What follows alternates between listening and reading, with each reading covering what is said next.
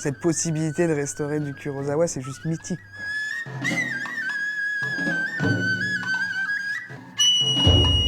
On n'avait pas beaucoup de détails techniques, on ne savait pas si le négatif existait toujours, bien que le film soit assez récent. On ne savait pas du tout dans quel état il était, on ne savait pas où il était stocké, on ne savait pas vraiment comment, mais on savait qu'on allait faire Ran, quoi. Le négatif, en fait, c'est la première génération, c'est toutes les sorties caméra qui sont montées bout à bout avec du scotch, d'où la fragilité de l'élément.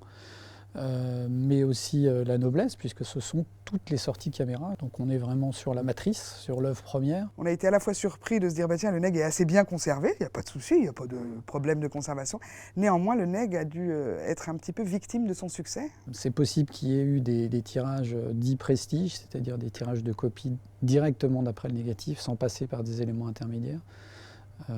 C'est-à-dire prendre le négatif et faire un tirage par contact directement dans une tireuse. Et là, effectivement, les tireuses qui sont des machines industrielles peuvent être assez agressives. S'il y a une collure qui a une faiblesse, il peut y avoir vraiment une casse. Donc on a eu plusieurs accidents assez compliqués. Des pliures de bandes, des cassures sur plusieurs vingtaines d'images. On n'est pas habitué quand on restaure un film de cette époque-là à en avoir autant. Alors celui-là va pas être très compliqué parce qu'il est sur une image fixe. Après, la difficulté du filtrage, c'était par exemple de ne pas enlever les flèches. Donc la première étape, effectivement, ça va être de déterminer ce qu'on va numériser et comment on va le numériser. Sur RAN, c'était vraiment une numérisation 4K pour se rapprocher un maximum de la résolution 35 mm qui est, d'après certaines études, autour de 4K. Donc la première chose, effectivement, ça va être de numériser le ou les éléments retenus. Donc on va charger les bobines sur des scanners, on va les numériser image par image, et ensuite on va faire une vérification de ce scan pour s'assurer qu'il n'y a pas de problème à l'entrée, puisque finalement là on est vraiment sur la porte d'entrée. La première étape après numérisation, c'est effectivement de s'assurer qu'on a bien tous les meilleurs éléments et de rescanner les éléments nécessaires, si on a la chance d'avoir accès à de meilleurs éléments. Et c'est là, effectivement, qu'on va déclencher les étapes de restauration et d'étalonnage qui se font généralement en parallèle. C'est enlever toutes les impuretés du négatif, les points blancs, les scratchs, les points noirs, tout ce qui peut exister sur la pellicule. Et puis, il faut que ça soit clean.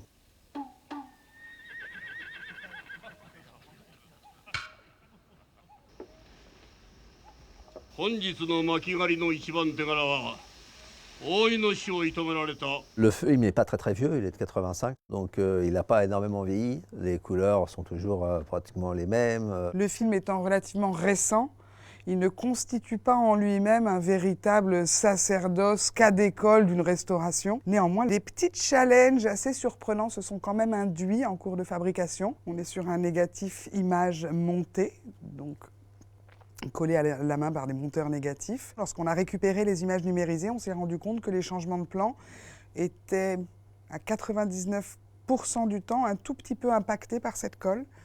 C'est-à-dire qu'on avait une légère instabilité et ondulation sur la première image du plan. Sur un plan fixe et un plan large, cette ondulation équivaut à un petit coup de poing dans l'œil sur la première image.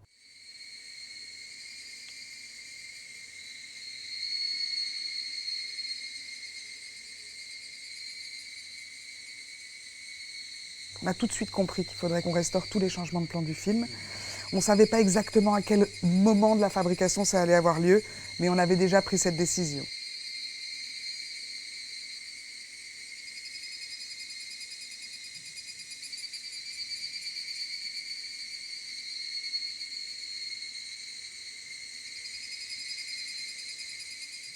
Il y avait plusieurs parties qui avaient des problèmes de rayures support, c'est-à-dire de rayures sur la partie plastique de la pellicule. Et en l'occurrence, il a fallu les rescanner en immersion. Le principe de l'immersion, en fait, c'est qu'au moment où la pellicule est photographiée image par image, elle est plongée dans un liquide qui a le même indice de réfraction que le support de la pellicule.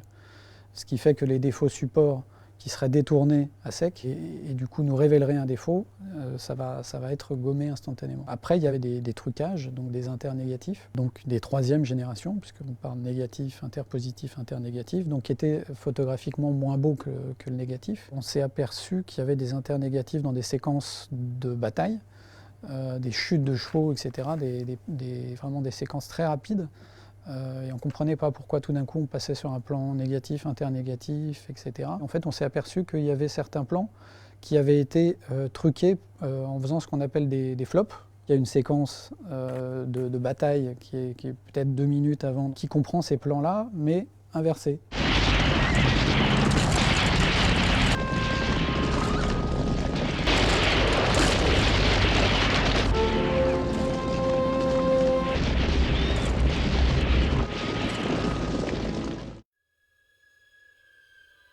On adapte les réparations donc, et d'une à la machine, mais aussi pour que ça soit le plus discret possible. Donc on ne va pas mettre nos scotch en plein milieu d'image, tout est toujours cadré, en utilisant après aussi des scotch qui tiennent dans le temps, qui sont faits pour. Monsieur Ueda était là pour être garant de ce qu'il a vu à cette époque-là, en 85, et de ce qu'il a appris, et puis de ce qu'il peut nous apprendre aujourd'hui, je pense. J'ai ressenti Monsieur Ueda comme étant un petit peu investi d'une charge patrimoniale assez lourde. J'ai senti une vraie responsabilité éthique sur les épaules de ce monsieur. C'est un challenge à relever, c'est ne pas le décevoir surtout, qu'il sorte de la salle avec un sourire, la banane justement, parce qu'il a retrouvé ses images de l'époque, quoi. それでだから色を強調して、だから夜でも結局は3兄弟の色ってのは原色なんですよね。三原色なんです。黒澤の映画っていうのは要するに何て言うんですか、カラー色彩映画なんですよね。いやだけど久しぶりにランを見て実際にはものすごい綺麗だなと当人がそう思っちゃったぐらいだから、やっぱり全体が綺麗なんじゃないですかね。